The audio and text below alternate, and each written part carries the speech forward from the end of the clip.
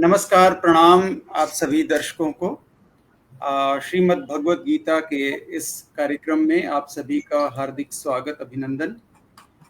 और आज हम 13वें अध्याय पर 13वें श्लोक से आगे की चर्चा आरंभ करेंगे। सर्वप्रथम हम श्री कृष्ण की स्तुति करते हैं।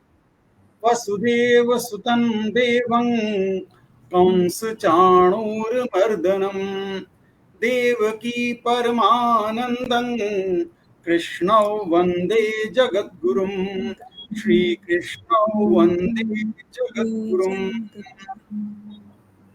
तो आज हम 13वें अध्याय के 13वें श्लोक से आरंभ कर रहे हैं। 12वें से होगा। 12वें से मतलब आपका 12वां मेरा 13वां। अच्छा, कुछ किताबों में 13वां है, कुछ में 12वां है। हाँ, वही ये यहाँ से स्टार्ट करिए। गेयम यत् प्रवक्ष्यामि। हाँ, गेयम यत् प्रवक्ष्यामि।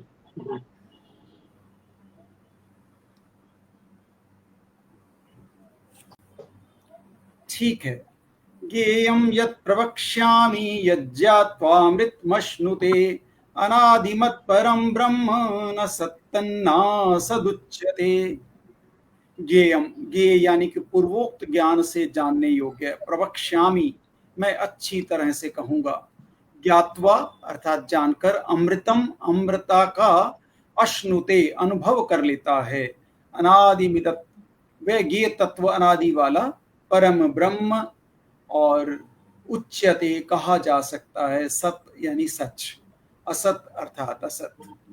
तो पूरी व्याख्या हम शालिनी गर्ग जी से सुनते हैं। इसका अनुवाद है, अब मैं तुम्हें गेय के विषय में बताऊंगा जिसे जानकर तुम नित्य भ्रम का आस्वादन कर सकोगे। ये भ्रम या आत्मा जो अनादि है और मेरे अधीन है, इस भौतिक जगत के कार्य कारण से परे स्थित है। तो अभी तक भगवान ने श्लोक 12 तक क्षेत्र और क्षेत्रज्ञ के बारे में बताया, कर्म क्षेत्र के बारे में बताया। उन्होंने क्षेत्रज्ञ को जानने की विधि की भी व्याख्या की। अब इस श्लोक में भगवान ज्ञेय के विषय में बता रहे हैं।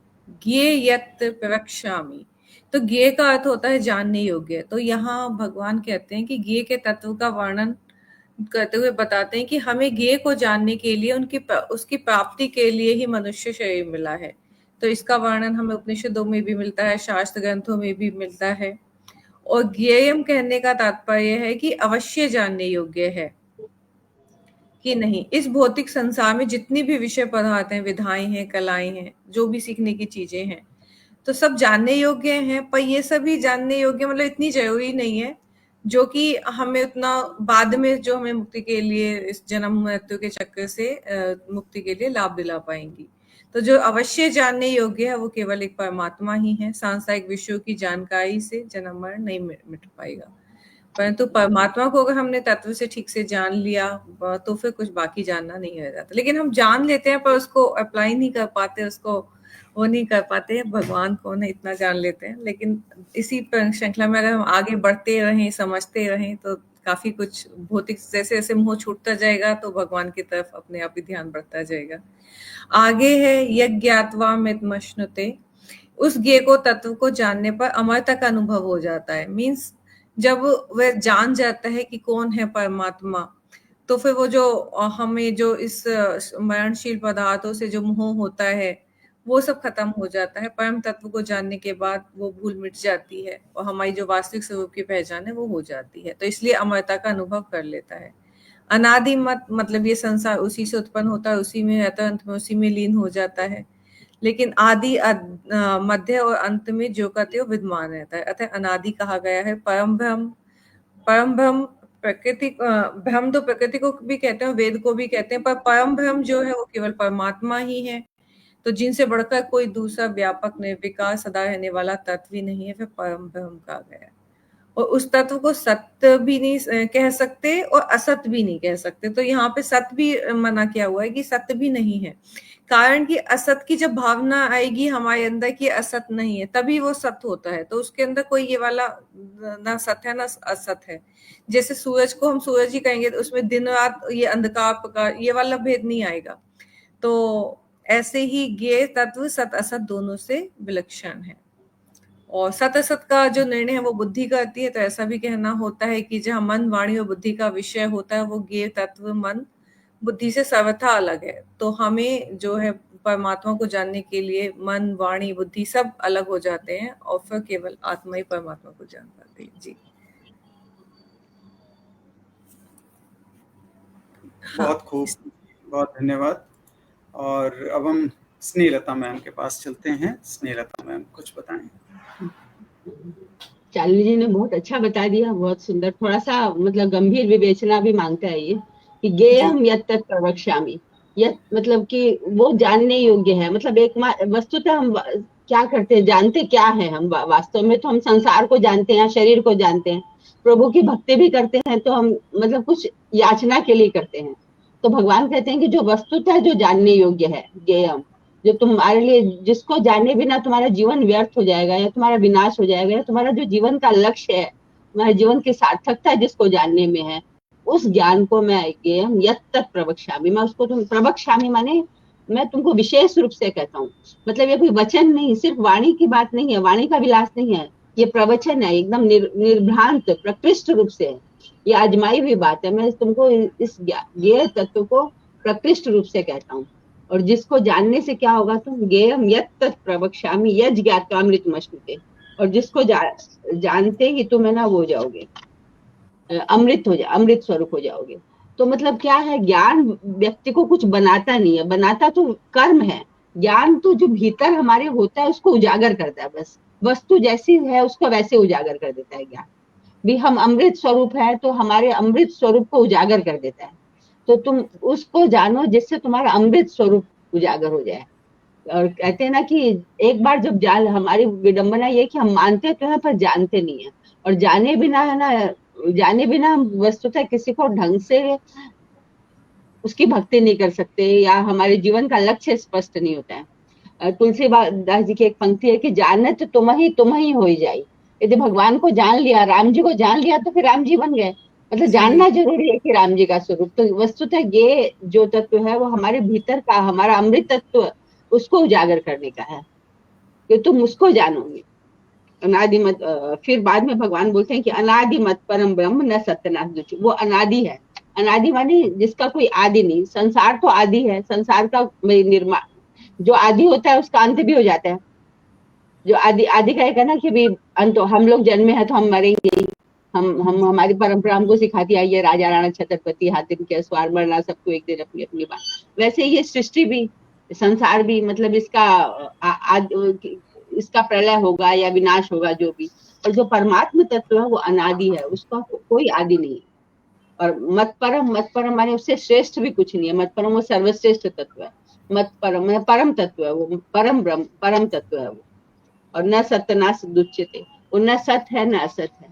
ये सत्यनाश की बात है ना, भगवान 2-3 जगह आई है गीता में। एक बार 9वें अध्याय में भगवान बोलते हैं कि अमृतम च मृत्युश्च सद सच्चाहम अर्जुन, कि मैं ही अमृत हूँ, मैं ही मृत्यु हूँ, मैं ही सत हूँ, मैं ही असत हूँ, ऐसा कहते हैं 9वें में। 11वें में भगवान कहते हैं कि त्वम अक्षरम सद स तत्परम यत्, कि वो सत भी है, असत भी है और उसके परे भी है। मतलब एक जगह कहते हैं कि सत असत है और उसके परे भी है। और यहाँ 13वें अध्याय तक आते आते भगवान कहते हैं कि न सत्यनाश दुच्यते, मतलब मैं न सत हूँ न असत हूँ। अर्थात मतलब आप किसी को बांध देते हो ना, कि आप भगवान को सत कहोगे तो आपने भगवान को बांध दिया। जैसे आप गाय को काली गाय बोलते हो तो यानी सफेद गाय उसमें से बाद हो गई, सफेद गाय बोलोगे तो काली गाय उसमें से बाद हो गई। तो भगवान कहते हैं कि मैं न सत हूँ न असत।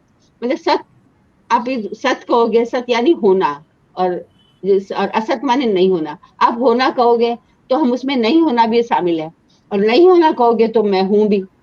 तो भगवान कहते हैं मैं निर्विशेष हूँ, न सत हूँ न असत हूँ, मुझे किसी सीमा में नहीं बांधा जा सकता। तो और ये जो वस्तुतः ये जो ज्ञेय तत्व है, मैं तुम्हें इसके बारे में बताऊंगा। तो ये तत्व ज्ञान की बात है कि वस्तुतः ज्ञेय क्या है। और जैसे बोलते हैं ना कि और फिर जब हम उसको जान लेंगे तो हम अपने वास्तविक स्वरूप को जान लेंगे। हमारा वास्तविक स्वरूप, हमारे चैतन्य स्वरूप उद्घाटित करने की बात है भगवान का। शुरू में जब 11 अध्याय तक क्षेत्र की बात की भगवान ने, क्षेत्र और क्षेत्रज्ञ के लेकिन गुणों की, अब वो बताते हैं कि वस्तुतः ज्ञेय क्या है, जानने योग्य क्या है, इस जीवन में, इस पूरे सृष्टि में, हमारे मानव जीवन की सार्थकता किसमें, ये बताया। बहुत अच्छे। हम आदरणीय चौधरी साहब के पास चलते हैं। यहाँ देखिए 4 चीजें मुख्य रूप से बताई गई है इसमें। एक तो भगवान उस वस्तु का वर्णन किसे, जिसको वास्तव में जानना, जो वास्तव में ज्ञान का उद्देश्य है, जो जिसको जानने योग्य है, ज्ञेयम। फिर बोलते हैं अनादि और पर ब्रह्म है।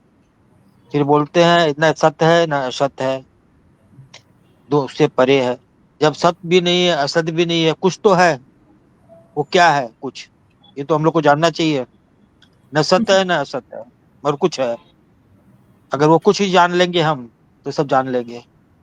हमको यही जानना है कि सत भी नहीं है असत भी नहीं है, तो कुछ तो है। उस जान लेने का साधक अमृतत्व है।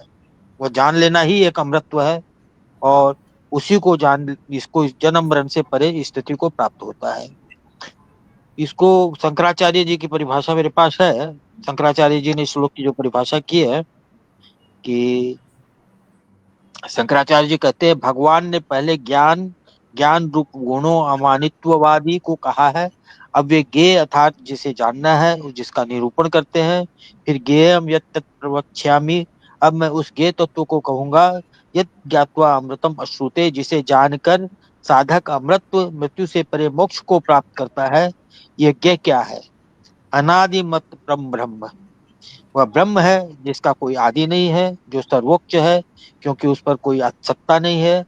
न तत् सत न असत उच्यते, उसे न तो केवल सत कहा जा सकता है और न केवल असत कहा जा सकता है, जैसे मृग तृष्णा है, क्योंकि वह दोनों की उपलब्धियों से, उपाधियों से रहित है।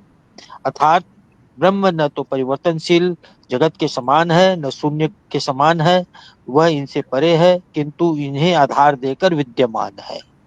ये शंकराचार्य जी ने इस श्लोक की परिभाषा लिखी है। जी बहुत अच्छे। और यथार्थ गीता में कुछ एक शब्दों में इसको बड़े अच्छे से जो समझाया गया, मैं वो पढ़ देता हूँ। जी कहते हैं जो अर्जुन जो जानने योग्य है, जिसे जानकर मरण धर्मा मनुष्य अमृत तत्व को प्राप्त कर लेता है, उसे अच्छी तरह कहूंगा।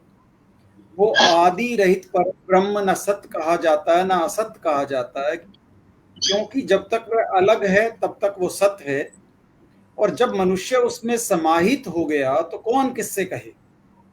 एक ही रह जाता है और दूसरे का भान नहीं होता। ऐसी स्थिति में वो ब्रह्म न सत्य है न असत्य है। और साधक संजीवनी में एक शब्द का प्रयोग किया गया, वहां कहा गया कि वो तत्व आदि अनादि पर अपर और सत असत से विलक्षण है। उन्होंने एक विलक्षण शब्द का प्रयोग किया है। तो इनसे विलक्षण का अर्थ होता है कि वो और भी ज्यादा विशेष लक्षण युक्त है। तो बहुत अच्छे से हमने इसको समझा, और अब हम अगले श्लोक पर चलते हैं। अगला श्लोक 13वां पढ़ते हैं। सर्वता पाणिपादं तत्सर्वतोक्षिशिरोमुखं सर्वता श्रुतिमल्लोके सर्वमावृत्य तिष्ठति। सर्वतः पाणिपादम, हर जगह हाथों और पैरों वाले। सर्वतोक्षि शिरोमुखम, सब जगह नेत्रों, सिरों और मुखों वाले। सर्वतः श्रुतिमतः, सब जगह कानों वाले। लोके अर्थात संसार में। सर्वम, सबको। आवृत्य, आवृत्त करके यानी व्याप्त करके। तिष्ठति यानी स्थित होते हैं। तो शालिनी जी इसका अर्थ बताएंगे। इसका अनुवाद है, उनके हाथ, पांव, आंखें, सिर तथा मुंह तथा उनके कान सर्वत्र हैं। इस प्रकार परमात्मा सभी वस्तुओं में व्याप्त होकर स्थित है। अवस्थित लिखा हुआ, व्यवस्थित होगा।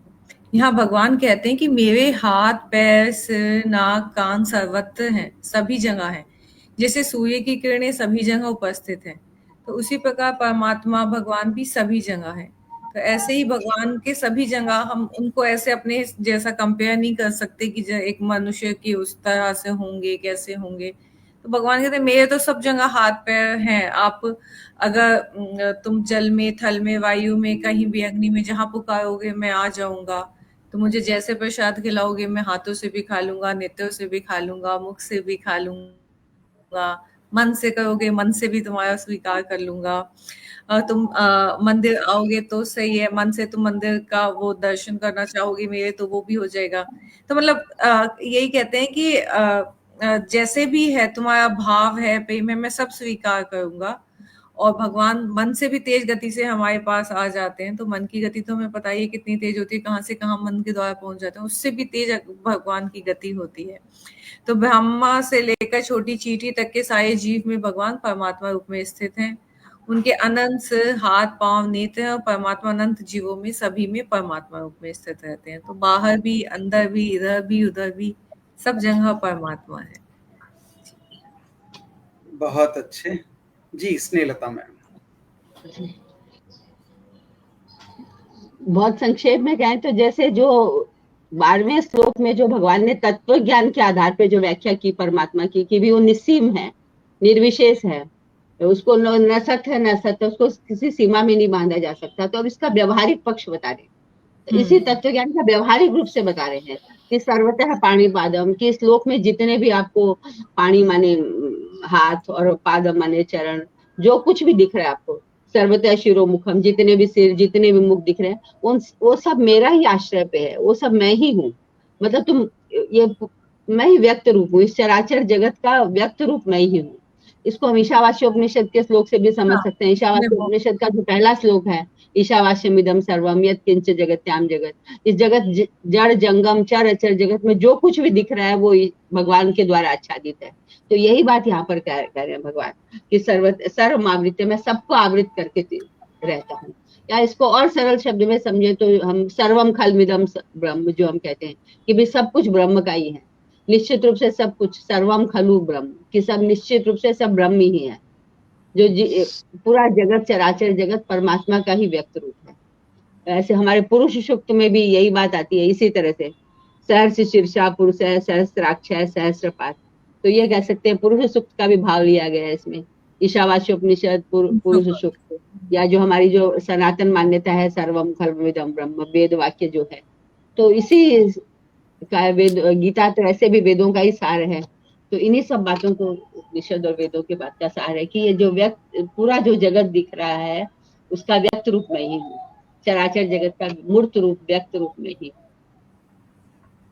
बहुत अच्छे जी। चौधरी साहब के पास चलते हैं। जी धन्यवाद। देखिए इसके अंदर जैसे स्नेहलता जी ने बताया कि हमारी जो सनातन धर्म की मुख्य मान्यता है, उस मान्यता को प्रतिपादित करते हैं कि ज्ञेय ब्रह्म जो है वो सर्वव्यापक है। ज्ञेय ब्रह्म ही सर्वव्यापक है, उसी चीज को प्रतिपादित किया गया है। अगर इसको हम कि ब्रह्म सर्वव्यापी है, वह प्रत्येक प्राणी के हाथ पांव नेत्र मुख कान के माध्यम से अपना कार्य करता प्रतीत होता है। कहीं वह विशेष स्थान पर सीमित नहीं है, बल्कि संपूर्ण जगत को व्यापक करके स्थित है। अब मैं अगर शंकराचार्य जी ने भी यही बात कही है, 4 शब्दों में बोल देता हूँ। शंकराचार्य जी बताते हैं, वह जो ब्रह्म है वह सब जीवों के शरीरों में हाथ पांव नेत्र सिर मुख और कान के रूप में प्रकट है। वास्तव में ब्रह्म स्वयं इन इंद्रियों से मुक्त नहीं है, बल्कि वह साक्षी रूप से इन सब में विद्यमान है। ये बड़ा महत्वपूर्ण प्रश्न पॉइंट है कि वास्तव में ब्रह्म स्वयं इंद्रियों से युक्त नहीं है, बल्कि वह साक्षी रूप से इन सब में विद्यमान है। जैसे सूर्य का प्रकाश सब जल में परावर्तित होकर दिखता है, वैसे ही ब्रह्म सब प्राणियों के इंद्रियों में प्रकट होकर सर्वतः पाणिपाद आदि कहा गया है। सर्वमावृत्य तिष्ठति, वह संपूर्ण जगत को आवृत करके स्थित है, जैसा कि इस उपनिषद में कहा गया है कि वह संपूर्ण जगत को आवृत करके स्थित है, क्योंकि उसके बिना जगत का अस्तित्व ही नहीं है। तो मतलब अपने कितनी अच्छी बात आप देखिएगा गणेश जी कि वेद हो उपनिषद हो गीता हो, है तो सब तीनों चीज एक ही चीज के ऊपर अपने स्थानांतरी प्रस्थानांतरी कही जाती है। उसी का एक मूल ये है सिद्धांत है, अपने वेदांत का सिद्धांत है। वेदांत में मूल सिद्धांत जो है कि क्या है ब्रह्म, को जानना, आत्मा और ब्रह्म को जानना अपना ये मूल सिद्धांत अपना है। उसको अलग अलग तरीके से हम लोग जानते हैं। तो ब्रह्म को जानना मतलब ब्रह्म ज्ञेय है, इसी बात को बड़ा साधारण तरीके से गीता के अंदर जगह जगह बताया गया है। इस जगह में भी वही बताया गया है कि बार बार बताया गया है कि सर हो, पाँव हो, हाथ हो, कुछ भी हो, हाँ, सब जो है वो आपका नहीं है। सब के अंदर भगवान के द्वारा ही सब कुछ किया हुआ है, ईश्वर का ही प्रदत्त है वो। आप कभी गुमान मत करिएगा। आप वो तो भगवान की छाया जो है वो प्रतिपादित है सब जगह। तो ये बड़ा सब जगह भगवान ही, हम परम परमात्मा का ही आच्छादन है सब जगह, सब चीजों में। इस चीज को बार बार ही बताया गया है। जी, बहुत अच्छे। और इस श्लोक की चर्चा मेरा आज फिर मन कर रहा है और की जाए। कारण ये है कि मुझे याद पड़ता है अपनी चर्चाओं में, आपको भी याद होगा कि एक दो बार मैंने संतों के मुख से सुनी वो चर्चा आपके साथ शेयर की थी कि परमात्मा और मनुष्य में क्या फर्क है। अभी याद आ जाएगा मेरी उस बात को सुनकर। हमने ये कहा था कि मनुष्य के पास 5 ऑर्गन्स हैं, सेंस ऑर्गन्स हैं। हमारी आंखें सिर्फ देखने का काम करती हैं, हमारे कान सिर्फ सुनने का काम करते हैं। लेकिन मैंने ये बताया था शायद कि परमात्मा का कोई भी अंग किसी भी तरह की चीज को ग्रैस्प कर सकता है, उसका प्रयोग कर सकता है। यानी उनकी आंखें सुन भी सकती हैं, महसूस भी कर सकती हैं, बोल भी सकती हैं, त्वचा वाले काम भी, सब तरह के काम कर सकती हैं। हालांकि हमने ये सुनी हुई बात कही थी, लेकिन आज इसका साधक संजीवनी में अर्थ पढ़कर बहुत आनंद आया और बिल्कुल वही बात लिखी हुई है। उन पंक्तियों को मैं थोड़ा सा पढ़ना चाहता हूं। बिल्कुल बिल्कुल बिल्कुल पढ़िए। भक्त जहां कहीं जोर से बोलकर प्रार्थना करे, धीरे से बोलकर प्रार्थना करे या मन से प्रार्थना करे, भगवान उसको सुन लेते हैं। यानी आवाज है नहीं है, मन से है, वाइब्रेशन से है, उसको वो कहीं से भी सुन रहे हैं। उससे आगे बड़ी अच्छी बात लिखी है साधक संजीवनी में कि मनुष्यों के सब अवयव यानी अंग सब जगह नहीं होते। अर्थात जहां नेत्र हैं वहां कान नहीं होते, जहां कान हैं वहां नेत्र नहीं होते, जहां हाथ हैं वहां पैर नहीं होते, और जहां पैर है वहां हाथ नहीं होते, आदि आदि आदि। परंतु भगवान की इंद्रियां, उनके अवयव सब जगह है। अर्थ सब जगह होने का अवयव का अर्थ उनका ये है कि भगवान के कान से भी वो सारे काम किए जा सकते हैं, भगवान की आंखों से भी काम सारे वो किए जा सकते हैं। यानी कि जैसे हम कंप्यूटर्स की भाषा में कहते हैं कि अगर हम कोई यूजर बनाते हैं किसी सॉफ्टवेयर का, तो हम उसको रोल बेस्ड असाइनमेंट देते हैं। यानी कि ये ऑपरेटर है तो इसको ये वाले रोल दे दो, अगर ये मैनेजर है तो इसको सिर्फ ये वाला रोल दे दो, ये वाली प्रॉपर्टीज इसके आगे क्लिक कर दो। तो उस हर तरह के डिफरेंट यूजर को सिर्फ अपने अपने काम की चीजें दिखाई देती हैं। लेकिन हम एक सुपर यूजर बनाते हैं जिसमें सब कुछ ऑन कर देते हैं हम। वो डाटा डिलीट भी कर सकता है, वो डाटा अपडेट भी कर सकता है, वो किसी भी तरह के कोई भी मॉड्यूल खोल सकता है। यानी कि एक तरह से भगवान कि ये अवयव सुपर यूजर हैं और मनुष्य के यूजर ऑपरेटर वाले हैं कि इन ऑपरेशन से सिर्फ ये अंगों से ये काम कर सकते हो। अब इसको हमने और मैथमेटिकली भी आगे जाने की कोशिश की। अगर 5 अंग हमारे 5 काम कर सकते हैं और मनुष्य भगवान का हर अंग 5 काम कर सकता है, तो टोटल जो काम वो एट ए टाइम कर सकता है वो 5 रेज टू द पावर 5 होगा। ये मैथमेटिक्स कहता है। यानी कि भगवान और मनुष्य में कितना, परमात्मा और मनुष्य में कितना अधिक अंतर आ गया कि मनुष्य लिमिटेड जगहों पर लिमिटेड असाइंड काम कर सकता है, जबकि परमात्मा किसी भी तरह से किसी भी शक्ति का प्रयोग करते हुए कहीं भी कुछ भी कर सकता है। और दूसरा, उन्हीं की शक्ति से, अलग अलग एनर्जी लेवल से ही हमारे शरीर के ये सारे अंग काम करते हैं। इस तरह से परमात्मा और मनुष्य में जो फर्क हमने कभी डिस्कस किया था, आज मुझे बहुत अच्छे से साधक संजीवनी में वो शब्दशः पढ़ने को मिला उसमें उन्होंने लिखा है कि संत भी जैसे कहते हैं कि चौदिसी आरती, चौदिसी पूजा, चौदिसी राम और नहीं दूजा। यानी मनुष्य जब इस तरह की भावना के साथ चलता है तो उसे परमात्मा सर्वत्र दिखाई देता है, क्योंकि वो उसके अलावा कुछ और देखना ही नहीं चाहता। तो उस तरह से परमात्मा कहीं भी जैसे हमने पहले भी कई बार कहा कि प्रकट हो सकते हैं अपनी एनर्जी लेवल की वजह से, एकदम वो अपने आप को प्रकट कर सकते हैं। और उसी तरह की बात इसमें लिखी गई है। तो मुझे भी बहुत आनंद आया इसको पढ़ते हुए। अगर आप बहुत चाहें। सुंदर गणेश जी, इसमें मैं एक बात बोलना चाहूंगा जी, स्वागत। कि समझने के लिए ये आपने जो बात बताई बहुत अच्छे से बताई और समझने के लिए ठीक है, और यथार्थ में परमात्मा को किसी शारीरिक आकार में बांधना गलत गलत है। होगा, गलत होगा। परमात्मा का कोई अंग नहीं है, हाँ, परमात्मा निराकार के है आंख जो भी, शरीर। हाँ, परमात्मा निराकार का है। कोई अंग नहीं है, परमात्मा के ना आंख है, न कान है, न मुंह है। परमात्मा क्या है? परमात्मा एक ऊर्जा का केंद्र है। बिल्कुल पुरुष सही। सूक्त के अंदर भी यही लिखा हुआ है, नासदीय सूक्त में भी यही लिखा है वेदों में, कि परमात्मा एक ऊर्जा का स्रोत है, एक बिंदु है। उस बिंदु में जाके ही सारी चीजें समाहित होती हैं। आदमी के आँख, नाक, कान, पांव, हाथ, जो भी चीजें हैं सब वहीं समाहित होते हैं। विद्या, बुद्धि, अहंकार, जितने चीजें 24-25 जितने भी तत्व बताए गए हैं सारे वहीं जाकर समाहित हो जाते हैं। सब उसमें घुसे हुए हैं। भगवान जो जब फेंकता है तो सब चीज फेंक सकता है, नहीं फेंकता तो एक भी नहीं फेंके, फेंकना चाहे तो 25 फेंके। हाँ, मगर वो इस स्रोत से फेंकता है।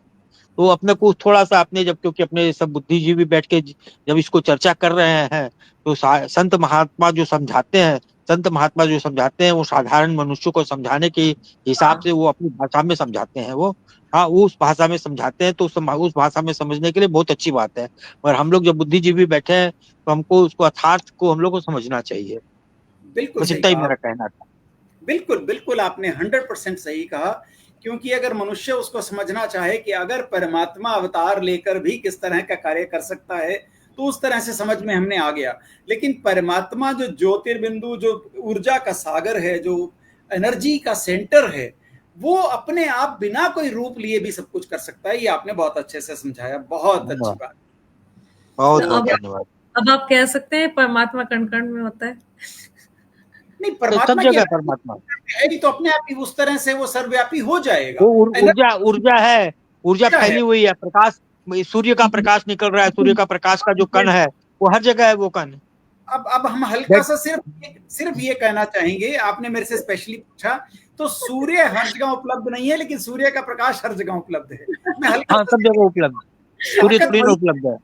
हाँ, तो उस तरह से जहां कहीं सूर्य चाहता है कि मैं इस जगह पे पर्टिकुलरली बहुत गर्मी कर दूं और सूर्य का उतना तेज प्रभाव आ जाए, तो आ जाता है।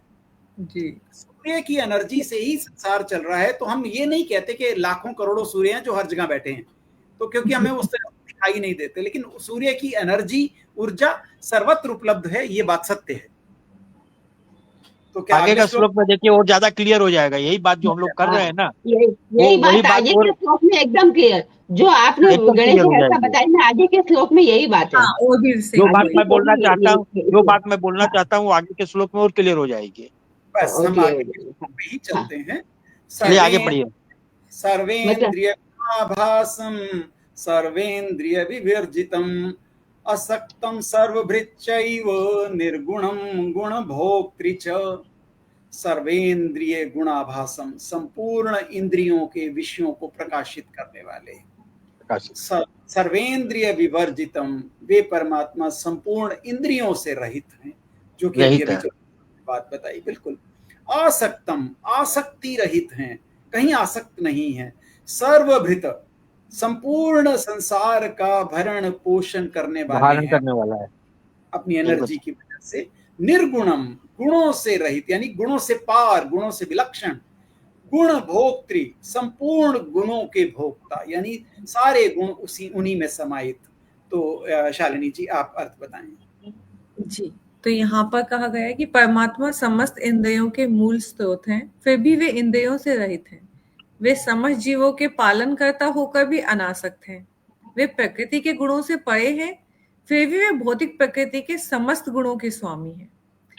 तो परमेश्वर जो कि हम सभी के जीवों की इंद्रियों के स्रोत हैं, हम सभी को उन्होंने प्रकृति बनाई है, प्रकृति से फिर हमें इंद्रियां मिली, हम सभी जानते हैं। तो भगवान प्रकृति उसके कार्य से अलग है, वे चाहे सगुण हो चाहे निर्गुण हो, साकार हो या निराकार हो, सदा प्रकृति से अलग रहते हैं। वे अवतार लेते हैं तो भी प्रकृति से अलग ही रहते हैं। तो अवतार के समय वे अपने को दिखाते हैं कि मैं प्रकृति के वश में हूँ, लेकिन वो उन गुणों से लिप्त नहीं होते, वो निर्गुण कहलाते हैं क्योंकि वो 3 गुणों में बंधे हुए नहीं होते हैं। जबकि हम लोग हमेशा गुणा से में बंधे हुए ही होते हैं, क्योंकि बद्ध जीव कहलाते हैं हम लोग। तो भगवान परमात्मा गुणों में बद्ध नहीं हो सकते हैं, गुणों से अतीत हैं। परमेश्वर सभी जीवों की समस्त इंद्रियों के स्रोत है, फिर भी जीवों की तरह उनकी भौतिक इंद्रियां नहीं होती, क्योंकि अभी हमने वही कहा, सर ने अच्छे से समझाया इसको। तो उनकी इंद्रियां दिव्य होती हैं, और पहले श्लोक में भी वही था। आगे क्या हुआ है? आगे मतलब बस वही है कि भगवान इतने दयालु हैं कि जो उनको बुलाना है भगवान दौड़कर चले आते हैं। किसी भी रूप में आपको वो है ना कि किसी भी रूप में नारायण मिल जाएगा, तो नारायण भगवान कभी भी कैसे भी तुम्हें जब तुम महसूस करना चाहोगे आपके पास ही होंगे। जैसे माता पिता को अपने बच्चे को पालते हैं, तो भगवान हम पूरी सृष्टि का पालन पोषण कर रहे हैं, कौन प्राणी कहाँ है, किसको क्या जरूरत है, सब भगवान को पता है।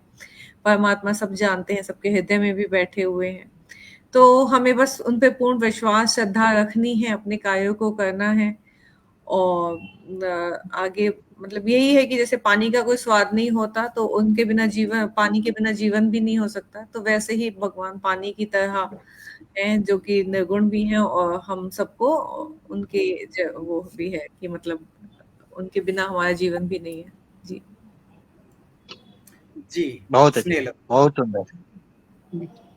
बस जो बात गणेश जी भाई साहब, सुरेश जी भाई साहब, या हमने पिछले श्लोक में चर्चा की, उसी का विस्तारित रूप है कि, और इसमें क्या है, इस श्लोक में मुझे लगता है भगवान परस्पर विरोधी कथन के द्वारा स्पष्ट करें। वे जो हमारी समझ में आ रहा है वो तो है ही भगवान, इसके अतिरिक्त जो जो हमको नहीं पता वो भी भगवान ही है।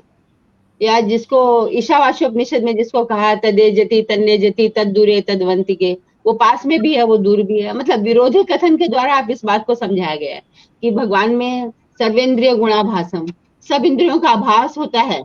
मतलब आभास किस किस प्रकार होता है, जिसको तुलसी बाबा ने बहुत अच्छा बताया, बिनु पद चलई सुनहि बिनु काना, बिनु कर करे ही करम विधि नाना। वो बिना पांव के तो चलता है, और बिना आंख के देख लेता है, और बिना हाथों के बहुत सारे कर्म कर लेता है।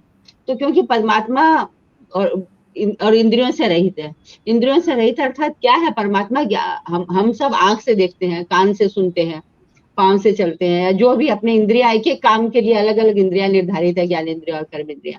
पर चूंकि भगवान इंद्रिय विवर्जितम अर्थात कि भगवान ज्ञान स्वरूप है, वो एक साथ सब कुछ कर सकते हैं। मतलब वो सारा इंद्रियों वाले काम भी करते हैं, फिर भी उनके कोई इंद्रिय नहीं है। इंद्रियों के बिना सर्वेंद्रिय गुणाभासम सर्वेंद्रिय विवर्जितम, इंद्रियों से विवर्जित होकर, इंद्रियों से रहित होकर भी भगवान सब काम कर सकते हैं, क्योंकि वो ज्ञान स्वरूप। बहुत अच्छा, बहुत अच्छा। हाँ, और फिर आगे दूसरा क्या बोल रहे हैं, असक्तम सर्वभृत्सेव।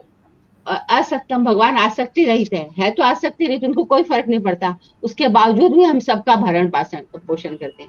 देखिए विरोधी बात है, किसी में आसक्ति नहीं होते हैं। देखिए हम परिवार का भरण पोषण करते हैं तो आसक्त होते हैं ना, कि बेटे ने खाया नहीं तो हमको तकलीफ होगा, ये करना है वो करना है। हम जो भी काम करते हैं आसक्ति के भाव से, कि हम उसमें वो रहता है। भगवान हमारा, भगवान के बिना हमारी क्या स्थिति रह जाएगी, कोई कोई स्थिति नहीं, कोई गति नहीं।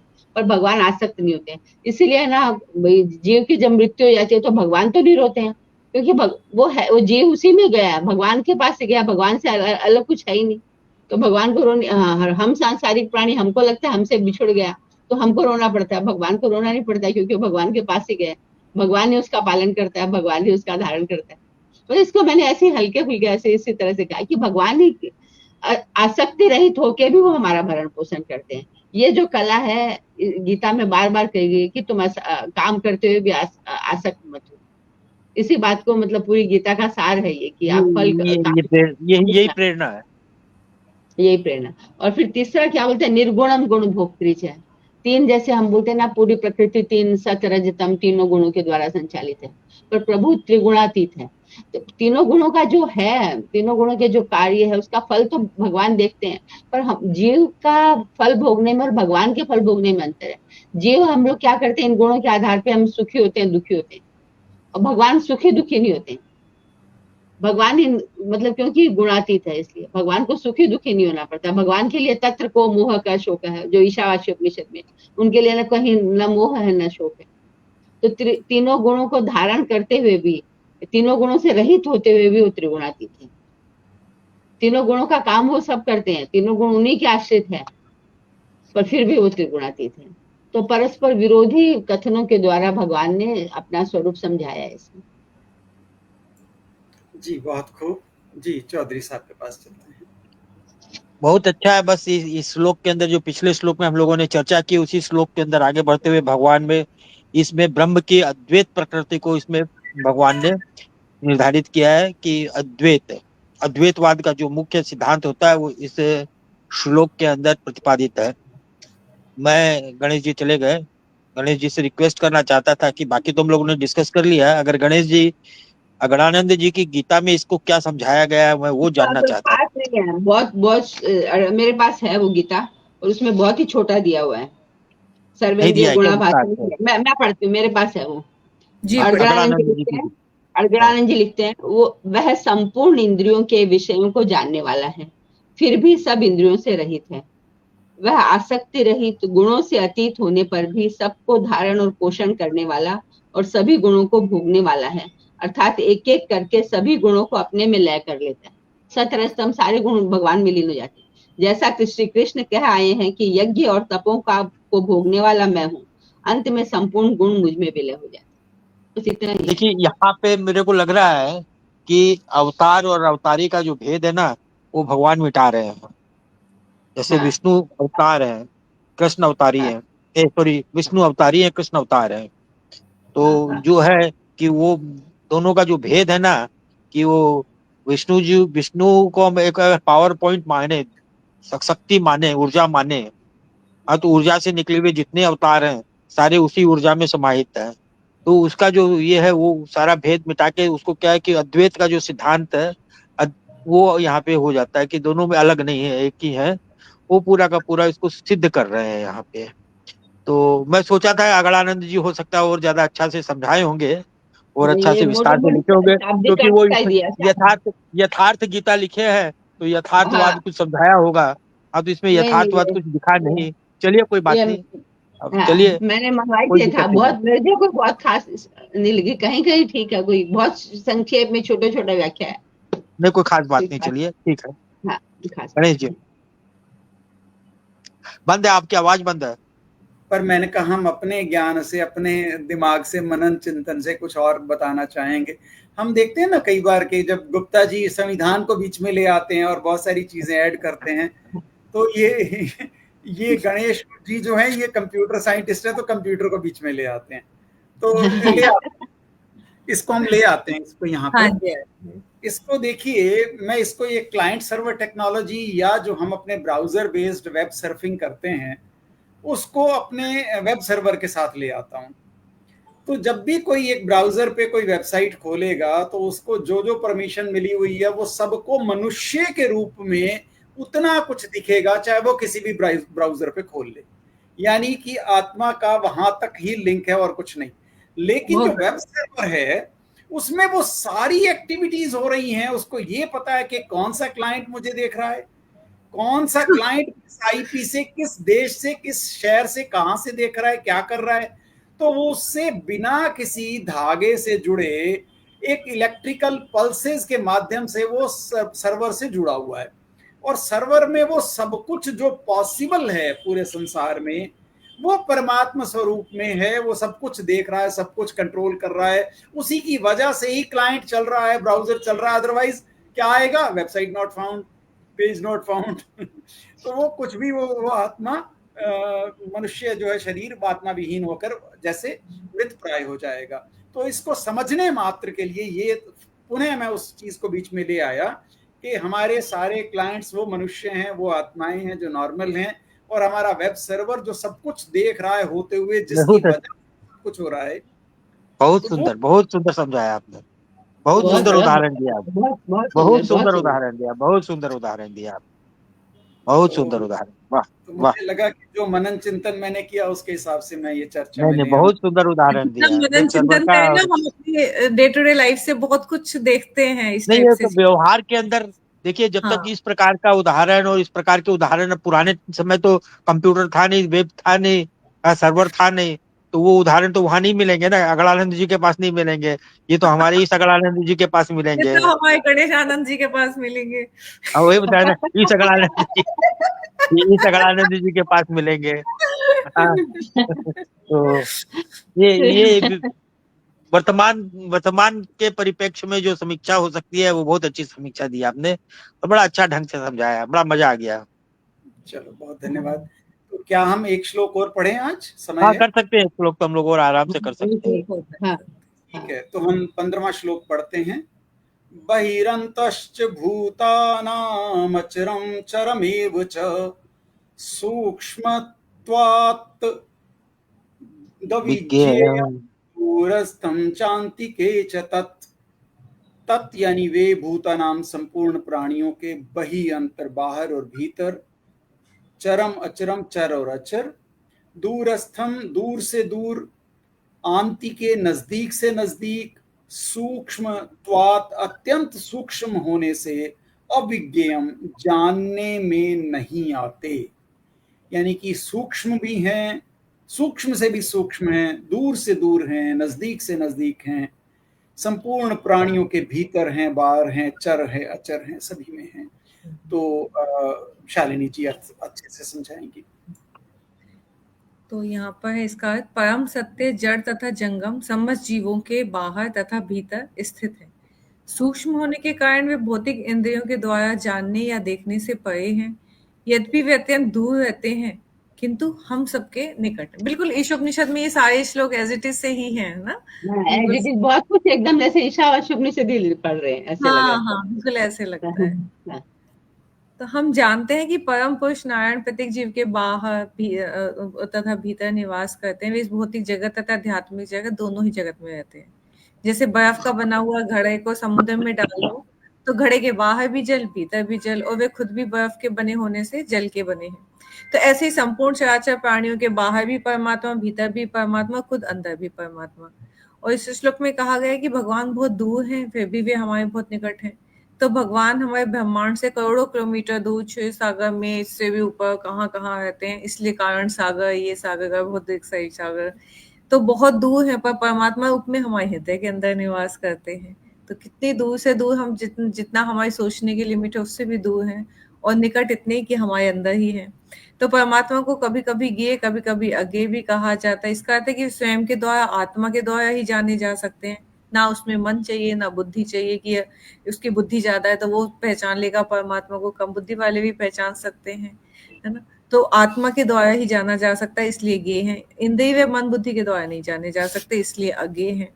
तो हम इन भौतिक इंद्रियों से ना तो उन्हें देख पाते हैं, ना समझ पाते हैं। तो हम सोचें कि हमारे सामने भगवान बांसुरी बजा के आ जाएं और हम उन्हें देख लें, तो ऐसा नहीं हो सकता।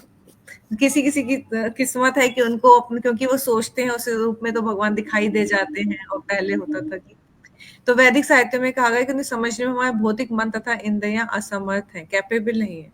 तो जो भगवान को वास्तव में प्रेम करने लगता है, भगवान में प्रेम में आकर भक्ति करके, तो मन तथा इंद्रियों को शुद्ध कर लिया है, उन्हें सामने भगवान दिखाई ही देते हैं, क्योंकि वो देखते हैं कि मैं जो भी काम कर रहा हूँ उसे भगवान देख रहे हैं। तो इसलिए उनको समक्ष उनको अपने भगवान ही दिखाई देते हैं। तो ऐसे ही हमें अपनी जैसे जैसे मन इंद्रियां शुद्ध करते जाएंगे, भगवान के दर्शन होते जाएंगे। जी, जी मैम। इसलिए हमें बस भगवान की व्यापकता को ही विस्तारित रूप से बताया गया है यहाँ पर, कि भाई बहिरंतश्च, बाहर भी है भीतर भी है। मतलब शाब्दिक अर्थ तो बहुत सरल सा ही है, इसमें है बाहर भी है भीतर भी है, चर भी है अचर भी है, अचर चर भी है। सूक्ष्म होने के कारण वो ज्ञानातीत है, और फिर दूर भी है, पास भी है। इसको हमको लगता है कि समझने के लिए गणेश जी भाई साहब दूसरा उदाहरण देंगे। मुझे आकाश का उदाहरण लगता है कि वे एक घटाकाश होता है, घड़े का आकाश छोटा है, और आकाश वो वाला बाहर, एक विस्तृत आकाश बड़ा है। तो आकाश के तो कोई टुकड़े नहीं होते, हम घर सबका अपना अपना आकाश है, हर घर का अलग अलग आकाश है, और जो एक विस्तृत आकाश है वो अलग आकाश है। तो हम वो आकाश, वैसे ही परमात्मा भीतर, हम सबके भीतर है, उसके बावजूद भी वो बाहर भी है, हमारे भीतर भी और बाहर भी है। तो घटाकाश और मठाकाश और वो जो बड़ा आकाश है, जिसको क्या बोलते हैं भैया भाई साहब, घटाकाश, मठाकाश और क्या बोलते हैं, एक और आकाश का नाम क्या है, मतलब जो विस्तृत आकाश जो है वस्तुतः, जो सबका अपना अपना आकाश है, सब अलग अलग, उसके बावजूद भी आकाश का विभाजन नहीं होता। वैसे ही परमात्मा सब में रहते हुए भी अविभक्त है, उसके परमात्मा के व्यापक तत्व की बात है बस। और ऐसा जी ही उसमें ईशावास्य उपनिषद में भी वही तद्दूरे तद्वंति के जी बात में भी बहुत है, ये ऐसे ऐसे शब्द हैं। जी बहुत अच्छे। आदरणीय चौधरी साहब।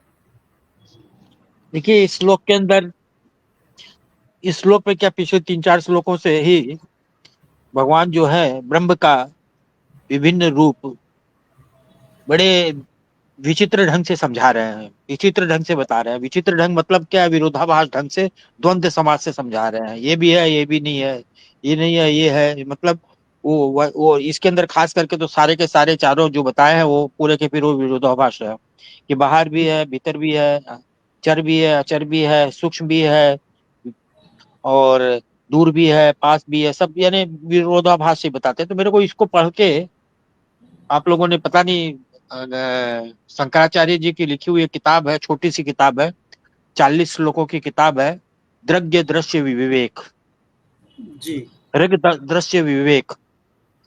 वो पढ़ी है कि नहीं पढ़ी है, नहीं उसकी पढ़ी। याद आ रही है, नहीं उसकी नहीं याद पढ़ी। आ हमने। रही है।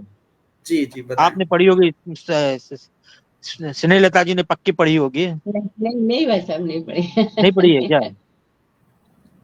वो याद आ रही है। उसके अंदर भी उन्होंने बहुत से ऐसे ही उदाहरण दिए हैं कि जो हम देखते हैं वो सही नहीं है, जो गलत है वो सही है, हाँ, जो सत्य है वो असत्य है, जो देखते हैं वो अलग है। शंकराचार्य जी ने 48 श्लोकों में पूरा का पूरा यानी यानी वेदांत का सारा समेट के रख दिया उसके अंदर। हाँ, वो सारी इसी टाइप की बातें बताई है। तो वो ये श्लोक पढ़कर मेरे को एकदम अचानक से उस ग्रंथ की याद आ गई। तो कभी आप लोग को मौका लगे तो पढ़िएगा, मेरे पास है, बोलिएगा तो मैं डाल दूंगा यहाँ पे। हाँ, कौन सा बताया तो आपने? जी अवश्य दृश्य डालिए। विवेक। अच्छा, जी डाल दीजिएगा, तो फोटो खींच के हम पढ़ेंगे बिल्कुल। हाँ, हाँ पढ़े। मैं डाल दूंगा और उसको। वैसा वो जो मैं आकाश, बड़ा आकाश का बोली तो महाकाश कहते हैं उसको, मतलब महाकाश। घटाकाश, वो सारे मठाकाश और सारे वही महाकाश। वही चीजें हैं कि हम लोग जो देखते हैं, दीर्घ दृश्य विवेक में यही बताया है कि आंखें जो हाँ देखती है और यथार्थ क्या है, दोनों में अंतर है। अंतर है, क्योंकि इस किरणों से हम वो उसको ग्रैस्प करते आंखें हैं जो जो देखती है तो हकीकत क्या है, और वो आंखें जो देखती है वो क्या है, वो दोनों के अंदर क्या है, वो वही चीजें है कि वो एक उसका विरोधाभास है एकदम। हाँ, वही बातें मेरे को यहाँ पे पढ़ के याद आ गई। तो बहुत ज्यादा उससे कनेक्टेड हो ना हो अलग बात है, मगर चीजें जो है, देखिए अल्टीमेटली जो भी है अपने शास्त्रों के अंदर एक दूसरे से कनेक्टेड ही है। बात यही है कि आपको आत्मा को, ब्रह्म को समझना है, ब्रह्म को कैसे समझते हैं आप, ब्रह्म को किस तरह से समझते हैं। हाँ, यही बातें बताई गई हैं सब जगह। मांडुक्य में अलग ढंग से बताई गई है, हाँ, और ईशोपनिषद में अलग ढंग से बताई गई है। मांडुक्य के अंदर वो 4 अवस्थाओं के ओम माध्यम से बताई गई है। हाँ, इसमें अलग ढंग से बताई गई है। तो ये, और अपने अपने क्या यानी समझ में नहीं आता, पढ़ने वाला अगर पढ़े तो अनंत सागर है, अनंत है। बहुत है, हमारे बहुत है। ग्रंथ अनंत है। हम लोग तो यानी समझ लीजिए 0.00001% भी नहीं पढ़े हैं, उसके बाद भी हम लोग तो अपने को समझते हैं कि हाँ, कितने बड़े विद्वान हो गए हम लोग। और जबकि 0.00001% भी शास्त्रों को नहीं पढ़े हैं हम लोग। बहुत कुछ लिखा हुआ है। चलो हम अपने आप को सिर्फ प्रशिक्षु ही मानते हैं, सिर्फ एकदम पढ़ने एकदम वाले। सही बात है। हम लोग, और एक बात मजे की बताऊंगा गणेश जी, कि आप जितना पढ़िएगा ना उतना ही आपको लगेगा आप उतने ही बुद्धू हैं। सही बात है, हम जानते हैं। आप उतने बड़े बुद्धू हैं। एक बात है वैसा, एक बहुत अच्छी कविता याद आई, सुनाऊं?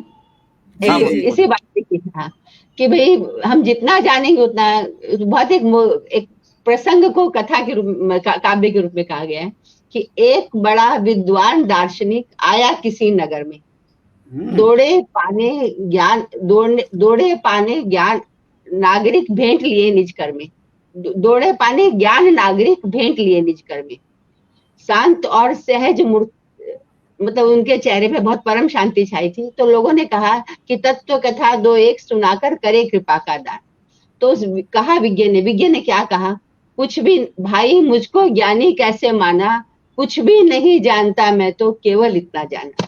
मैंने तो सिर्फ इतना ही जाना है कि मैं तो कुछ भी नहीं जानता।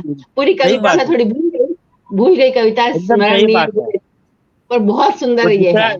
जितना कम पढ़ा था ना, मैं सही बताता हूँ गणेश जी, जब खाली थोड़ा सा पढ़ा था तब मेरे को लगता कितना पढ़ लिया मैंने, बहुत जानता हूँ। तो उसके बाद जब ये पढ़ा तो इस साला ये तो बड़ा ऊपर का चीज है। हाँ, हम लोग तो कुछ भी नहीं जानते। फिर दूसरी किताब पढ़ी तो बोले अरे बाप रे बाप, ये तो और बड़ी चीज है।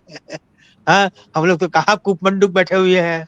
हाँ, ऐसे पढ़ते जाइए तो आपको ऐसे लगेगा कि नहीं नहीं, अभी तो हम लोग यानी रसातल में हैं, अभी निकलना बहुत बाकी है, कुछ भी नहीं जानते हैं। चलो आइए जानते हैं, प्रयास करते हैं जानने का। और इसका पुस्तक का जो मैं सहारा ले रहा हूँ वो साधक संजीवनी है, जिसमें वो बहुत अच्छे से एक चीज़ समझा रहे हैं जो मेरा मन किया, चर्चा नहीं हुई और हमें डिस्कस करना चाहिए अपने फायदे के लिए भी और जो दर्शक देखेंगे उनके लिए भी। यहाँ जो बात कही गई कि परमात्मा दूर से दूर है और परमात्मा नजदीक से नजदीक है, उसको थोड़ा समझाते हुए उन्होंने बड़े अच्छे से कुछ बातें लिखी हैं। तो आइए जानें कि दूर से दूर कैसे है। उन्होंने कहा कि देखो, जिस पृथ्वी पर हम टहल रहे हैं उससे दूर जल है। देखिए, जल के लिए हमें झील के किनारे, नदी के किनारे, समुद्र के किनारे जाकर देखना पड़ता है कि जल पृथ्वी से हटकर है, तो यानी पृथ्वी से जल दूर हो गया। अब जल के ऊपर जो प्रकाश पड़ रहा है, जो तेज आ रहा है, वो तेज दूर है जल से। और तेज से ऊपर जो वायु बह रही है वो उससे आगे है या दूर है, उससे सेपरेट है। वायु से दूर आकाश है और आकाश से दूर महत तत्व है, जिसे हम शक्ति वाला तत्व कहते हैं। महत तत्व से दूर प्रकृति है और प्रकृति से दूर परमात्मा है। अब लगा लीजिए कितना दूर दूर दूर दूर दूर करके है। तो इन सारी अनंत शक्तियों के दूर परमात्मा है, तो यानी परमात्मा दूर से दूर परमात्मा है। तो पहले तो ये समझाया गया कि दूर से दूर परमात्मा है कैसे। अब कहा कि आओ नजदीक से नजदीक भी समझाते हैं। नजदीक से नजदीक आ तो जाओ। परमात्मा नजदीक से कैसे आता है, आइए समझते हैं। तो कहते हैं कि प्रकृति से नजदीक स्थूल शरीर है, क्योंकि हमारा स्थूल शरीर प्रकृति के ही 5 तत्वों से बना है, तो ये उससे नजदीक है, प्रकृति से मिलता जुलता है। स्थूल शरीर से नजदीक यानी इसी शरीर के अंदर कहीं सूक्ष्म शरीर है। अब सूक्ष्म शरीर और भी नजदीक हो गया, कहीं बुद्धि या दिमाग या किसी एक पर्टिकुलर जगह पर वो स्थित है। अब सूक्ष्म शरीर से भी नजदीक एक और शरीर है, उसे हम कारण शरीर कहते हैं। हाँ, तो कारण शरीर और नजदीक हो गया। कारण शरीर के और अधिक नजदीक अहम है। अहम अहम यानी मैंपन का भाव, या वो ये कि मैं सचमुच अपने आप को अनुभव कर पा रहा हूं। वो परमात्मा शक्ति से जो आत्मा है, वो आत्मा शक्ति उसको अनुभव कर पा रही है और उसके नजदीक परमात्मा है। तो परमात्मा कितना नजदीक हुआ हमारे अंदर, घुस घुस के अंदर से अंदर से अंदर से अंदर से अंदर, यानी नजदीक से नजदीक भी समझाया गया कि परमात्मा कैसे है और दूर से दूर भी परमात्मा कैसे है। इनको हमने बहुत अच्छे सामान्य शब्दों से, लेकिन वास्तविक जो हमारे प्रकृति, ये आकाश, जल, वायु, ये सब तत्व हैं, इनसे भी हमने समझने का इनको प्रयास किया। आशा है कि बहुत अच्छे, मुझे तो बहुत अच्छे लगे थे, आपको भी अच्छे लगे होंगे। जरूर जरूर, बहुत बहुत अच्छा। बहुत सुंदर, बहुत सुंदर, बहुत ही सुंदर। समझने के लिए बहुत अच्छा उदाहरण है ना कि ये इनसे दूरी दूरी दूरी, ये इस तरफ आओ तो नजदीक नजदीक नजदीक। तो ये जो साधक संजीवनी है उसमें अर्थ से अलावा एक नीचे फुटनोट देकर अलग से बोल्ड करके अलग से समझाया हुआ है, परिशिष्ट भाव जिसे कई बार वो देते हैं। तो उसमें मुझे लगा कि ये बहुत अच्छी चीज़ है और हमें यहाँ चर्चा कर लेनी चाहिए। और लगभग घंटा होने वाला है, मेरे ख्याल से हम भगवान को प्रणाम करते हुए आप हमसे अनुमति लें और भगवान के चरणों में सब कुछ आज का अर्पित करें। योगेशं सच्चिदानंदं वासुदेवं प्रजप्रियं धर्म संस्थापकं वीरं कृष्णौ वंदे जगद्गुरुं। श्री कृष्णौ वंदे जगद्गुरुं। ओम श्री कृष्णार्पणमस्तु। आज की हमारी सारी चर्चा श्री कृष्ण जी के चरणों में अर्पित की जाती है। आज है भी जन्माष्टमी भाई साहब, आज एक विशेष दिन है, आज अपने गीता पढ़ रहे हैं, बहुत अच्छा संयोग है जन्माष्टमी के दिन। जी हमारे हम सबको, हमारे सभी दर्शकों को आज जन्माष्टमी की भी बहुत बहुत शुभकामनाएं। सभी को बहुत बहुत शुभकामनाएं और श्री कृष्ण के चरणों में प्रणाम पुनः। ये जो